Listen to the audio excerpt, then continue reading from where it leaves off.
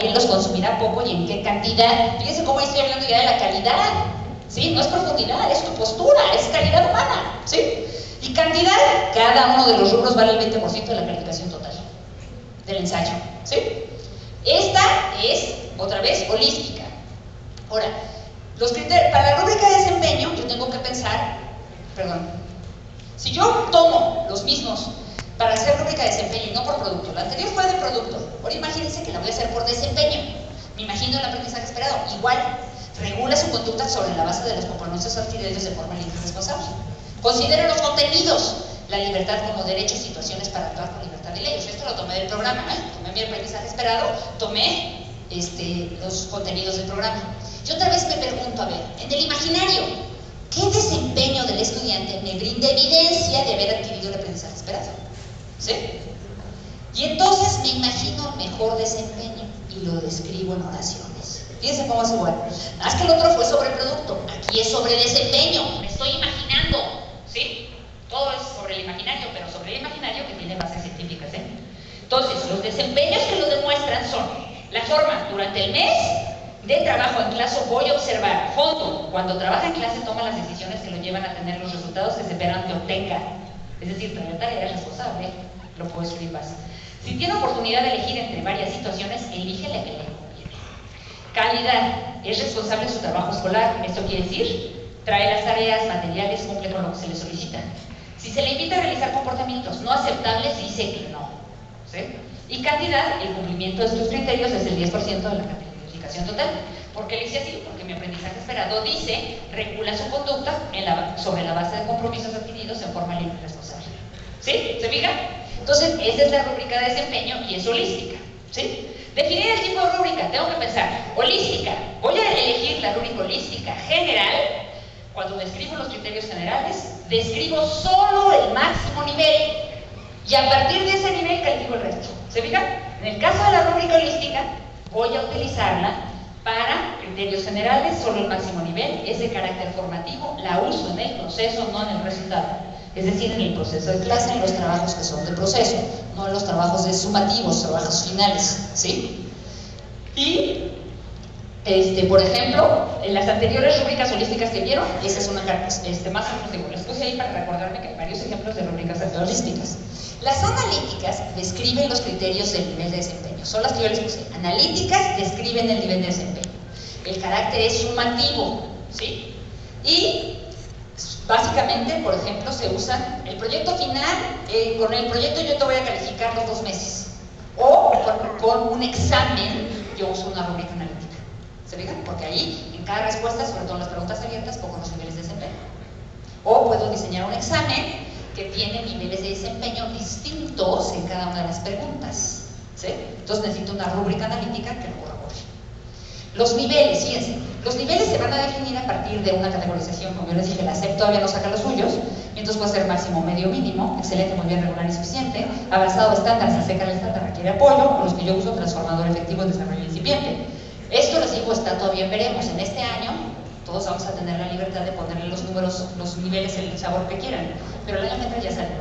Entonces, en realidad los que valen son los del año que entra, ¿sí? ¿Cómo se van a dividir los niveles de logro en la rúbrica? Fíjense bien, ¿cómo se definen los niveles?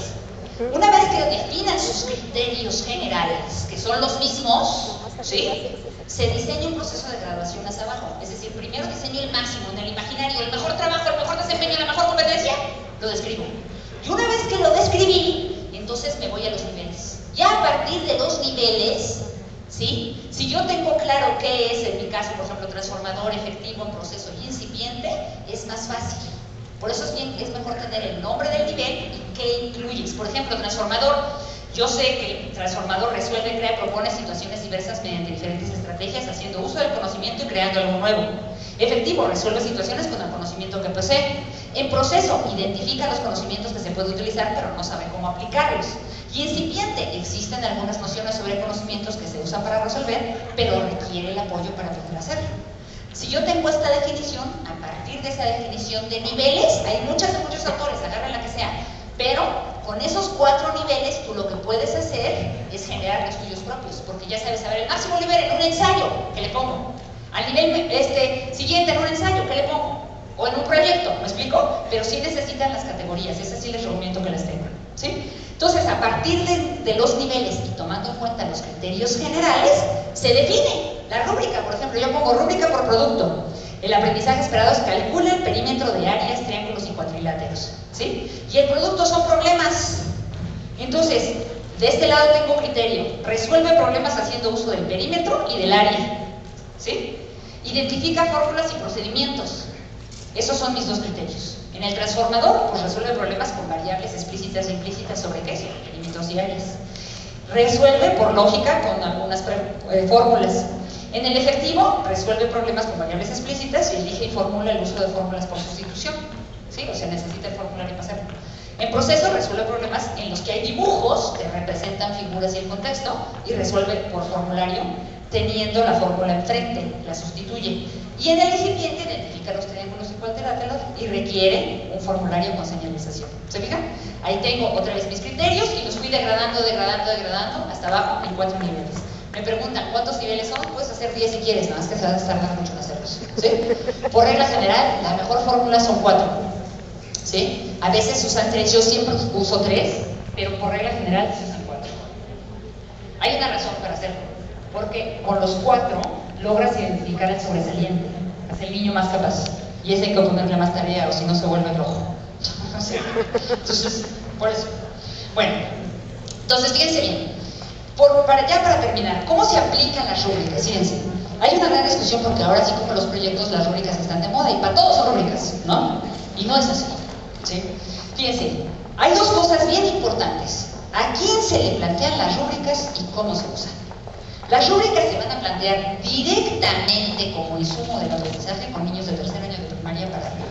Es decir, le presentan la rúbrica y con la rúbrica el chavo hace. El chavo solito corrige su trabajo, el chavo solito ve que le falta, luego te lo entrega, luego sobre la rúbrica tú corriges. ¿Me explico? ¿Por qué antes de los 8 de primaria no? Pues por cerebro, porque ya vimos que antes de los 8 el proceso para corregir procedimiento no es tan fácil. Y entonces vas a someter al chavo a un proceso de duda que no quieres generar, no quieres que dude de lo que está aprendiendo ahorita, porque no tiene la capacidad para detectar la duda, ¿sí? Entonces mejor antes de los 8 no las vas a usar directamente, no se las vas a dar a él, los vas a usar para evaluarlos tú.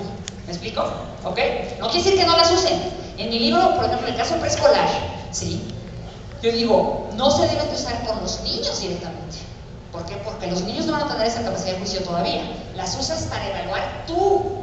¿Me explico? Sí las tienes que usar, pero tú, con los papás además, con la directora, con el maestro, con el supervisor, pero no con los niños directamente. Con los niños directamente mejor usa el mecanismo de cuestionar, de enseñarlos a pensar, a reflexionar sobre lo que hicieron. Pero eso es una enseñanza directa, ¿sí?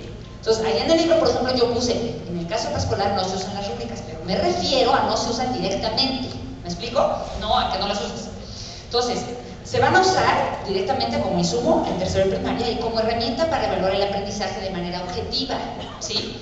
En preescolar y en los niños de educación especial. Es decir, no las vamos a usar directamente con ellos, para que ellos las lean, ellos juzguen y ellos critiquen, sino que para que tú puedas tener un criterio y una norma objetiva para poder evaluar sus productos, sus observaciones y sus desempeños.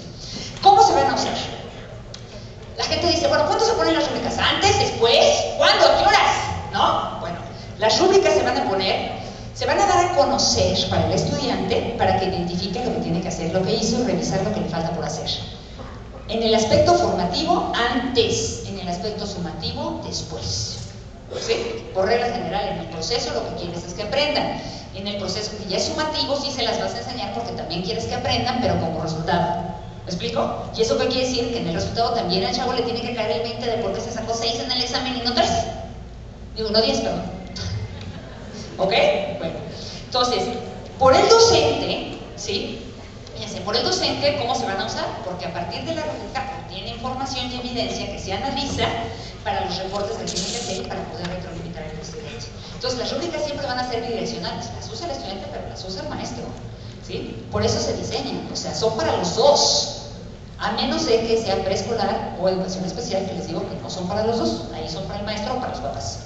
Bueno, en conclusión, la rúbrica es una herramienta para promover el aprendizaje. Su utilización mejora, aumenta y garantiza el aprendizaje. Es algo que además garantizamos que impacte desarrollo y aprendizaje al mismo tiempo. Tiene esa lógica.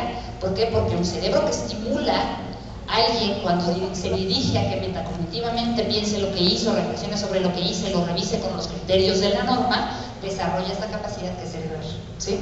Entonces, va a mejorar el aprendizaje. Por eso hay tanta insistencia en las rúbricas. No crean que son ganas de fregar del supervisor ni del maestro, ¿sí? O sea, hay una razón, mejoran el aprendizaje, y lo que queremos hacer es que mejoren el aprendizaje, ¿sí? Y aplicarlas con transparencia y honestidad también mejora el aprendizaje. Y además les voy a decir la última cosa, te quita problemas. Porque nosotros hemos hecho evaluaciones sin claridad ni transparencia y el estudiante nunca sabe por qué lo están evaluando, por qué no le pusiste el 10% de participación.